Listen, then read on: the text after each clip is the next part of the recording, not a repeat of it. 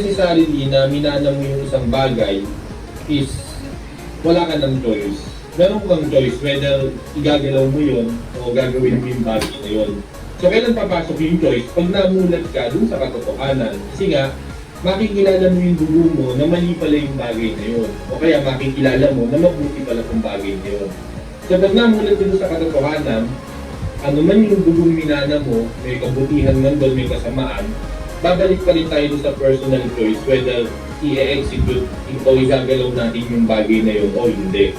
Kailangan mo na siyang questionin kung bakit binigay sa'yo. Kailangan mo munang isipin kung bakit, isipin mo muna sa sarili mo kung ano yung nagawa mo at kung bakit siya binigay sa'yo. Ikaw lang ang makakalampas kapag binigay sa'yo yun. So, huwag kang magpo-question kapag inutusan ka na bakit ako? Bakit hindi sila? Mga ganong bagay. Kailangan mo pa rin muna maghugas ng kamay kasi bakit? Meron tayong mga germs na dala ng hangin na hindi natin nakikita na kumakapit pa rin sa ating kamay. So, ang meaning nito, meron tayong mga kasalanan na hindi natin namamalayan. Kaya, kailangan natin maglinis bago dumating yung tabernacle.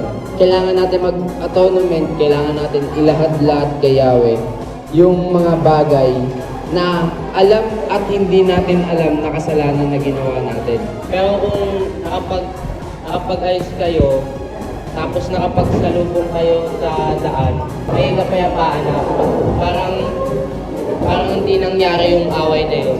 Kumbaga, best friend kayo ng matagal na panahon na kailangan linisin sa puso mo, na kailangan nilang maintindihan at kailangan nilang malaman na nagsasabi ka ng totoo. Ang tao hindi mawawala ng tiwala yan kapag hindi ka gumawa ng kasalanan sa kanya.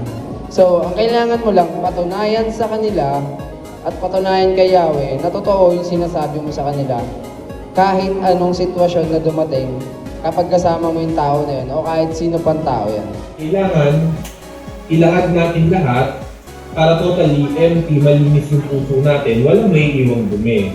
Tama? Kasi yung dumi, nakakapag-attract siya ng kapwa dumi. Halimbawa, maalikabok. Yung alikabok, mag-a-attract siya ng kapwa alikabok hanggang sa unti-unti, kakapal yung alikabok. Oo naman, isa sa pinakamahalagang araw yun para ma-rebuild yung nasirang relasyon ng tao kay Yahweh. Sa pamamagitan din ng kapwa-tao. Kasi pag may nagawa ka ng kasalanan, magpapatawaran kayo sa isa't isa, di ba? So, nagpakita ka ng pag-ibig, may pag-iibigan. So, nare-restore yung mga relationship.